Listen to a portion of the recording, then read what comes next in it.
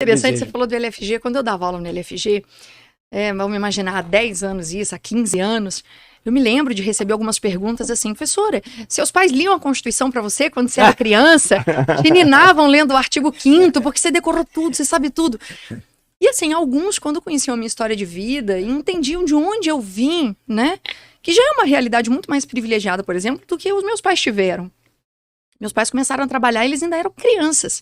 O primeiro registro da minha mãe de trabalho, ela tinha 12 anos. Ela foi beneficiada por uma lei ali do final dos anos 60, que transformou a possibilidade de um menor aprendiz de 14 anos, a atividade se iniciar com 12. E aí minha mãe iniciou o trabalho com 12.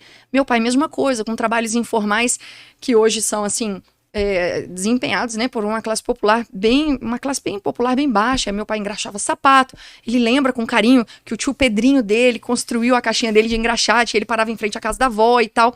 Então, assim, de uma geração para outra, as famílias vão prosperando, vão mudando, né? Claro, se estão também bem sólidas naqueles propósitos e valores que são importantes.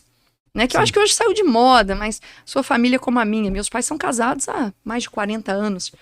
Celebram juntos, daqui a pouco, 50 anos. Mas de um relacionamento que é real. Uma coisa que não é fantasiosa, que não é mentirosa. Gerson há 20 com Marcela. Essas coisas saíram de moda hoje, mas eu continuo admirando, né? Teria que ter uma excelente razão, um excelente motivo pra gente abandonar uma tradição que tá funcionando há tanto tempo. E, enfim, eles tinham esses valores sólidos. Eles tinham essas ideias, né? E mesmo na ignorância dos meus pais, de não terem estudo formal, eles nos formaram muito bem. A mim, eu tenho 2 irmãos, enfim, todos estudaram muito e tal. E eles nos formaram muito bem. Então, por exemplo, todos nós começamos a estudar música bem novos. Com 6 anos, estava todo mundo no conservatório estadual de música, claro. Nossa. Né? Porque ninguém ia ter piano em casa com professora particular, igual eu tenho hoje, igual meus filhos têm hoje. Isso não existia na minha época. Mas existia um conservatório estadual e minha mãe achou que era interessante que a gente não ficasse ocioso em casa, talvez sendo criados pela TV. Então todo mundo foi estudar música. E música é uma arte que desenvolve muito, né? Raciocínio, lógica, sim, hoje está bem matemática. comprovado que você abre, né, conexões cerebrais porque você estudou música desde criança. Mas eu não estou dizendo que isso é determinante para as carreiras no futuro. Claro que não. Quem não estudou, tudo bem, vai ser muito próspero também. Só estou dizendo que dentro da ignorância deles, que nunca tinham estudado música, eles acharam que era importante nos Muito colocar louco. para fazer isso, né? E deram uma excelente educação para nós também. A gente sempre estudou em escola muito boa. Fui bolsista há muito tempo. Eu estudei no melhor cursinho da cidade. O melhor. Mas todo ano tinha que fazer prova. Então, desde que eu sou nova, eu me lembro de conversar com meus pais e falar assim, mas e se no final do ano eu não passar de novo? Né? E se eu não passar na prova de novo? Porque eu passava assim, em primeiro e em segundo lugar, para ter bolsa de 100%, de 90% e tal. Aí eu lembro que no segundo ano, meu pai conversou na escola, a escola falou, meu Deus, ela não precisa nem fazer a prova mais, porque agora ela tem que ficar aqui, porque ela vai passar nos vestibulares todos. Agora eles querem a aprovada. Precisa, Aí meu pai brinca, porque aí ele falou assim, aí eu lancei seu irmão mais novo. Eu disse, então peraí, ela não faz prova, tem então vem o menino também. Ele é estudioso que nem ela, igual. Não era, né? Falei, Renan inteligentíssimo, com muito mais habilidade, inclusive social, que eu, mas não tinha aquele gosto que eu tinha pelos estudos, né? E aí meu pai também levou o Renan e pronto. Meu pai... No histórico, né? No histórico familiar. Mas os seus pais, então, eles plantaram os valores, porque eu vi um estudo recentemente do IBGE que me deixou espantado. O estudo diz basicamente o seguinte, com base em estatística também. Ele vai falar que uma família, para migrar de uma classe econômica, uma classe pobre para uma classe média baixa, leva aproximadamente 9 gerações. Nossa. Então, para ter uma ascensão dessa num salto, geralmente porque algo diferente foi feito mesmo, né? Não seguiu a regra, porque a regra geralmente é continuar e manter aquele status quo. A família de papai deve ser a exceção da exceção da exceção. Porque meu avô era pobre, do nível de meu pai pegar livro emprestado, caderno emprestado para poder estudar. Eu não consegui ir pra escola. Minha mãe, Gerson, eu já te contei essa história, você lembra disso? Acho que a vida da minha família começou a mudar muito quando a minha mãe passou no concurso do Banco do Brasil aos 18 anos. Tá bom, mas como é que minha mãe estudou, né? Porque minha mãe, aos 11 anos de idade, aos 11 anos trabalhava com bordado e tal, mas aos 12 anos ela se tornou funcionária de uma fábrica de sapato. Trabalhava o dia todo, estudava à noite. Como é que você passou no concurso? Tinha umas apostilas. Mas você tinha as apostilas? Não. Não, porque eu não tinha como comprar as apostilas. Ia fazer falta no orçamento da casa, até para eles se alimentarem, se ela comprasse as apostilas para estudar para o Banco do Brasil. Ah, mas acontece que os filhos de um dos gerentes da fábrica queriam estudar também para o Banco do Brasil. E aí, eles compraram todas as apostilas, o material inteiro. Aí, quando minha mãe manifestou a vontade, o gerente da fábrica falou com ela assim: olha, mas meus meninos não estudam sábado e domingo.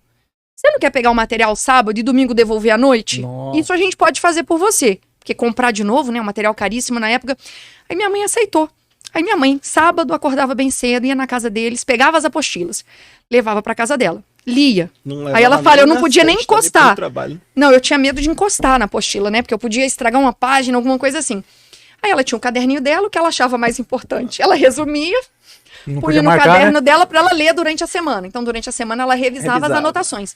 E às vezes tinha dúvida. Será que eu anotei isso certo? Ah, mas no final de semana ela ia conferir. Porque ela tinha de novo acesso ao material. Isso durou alguns meses, a prova aconteceu. Eles não passaram e ela passou. Puxa vida, é impressionante, hein?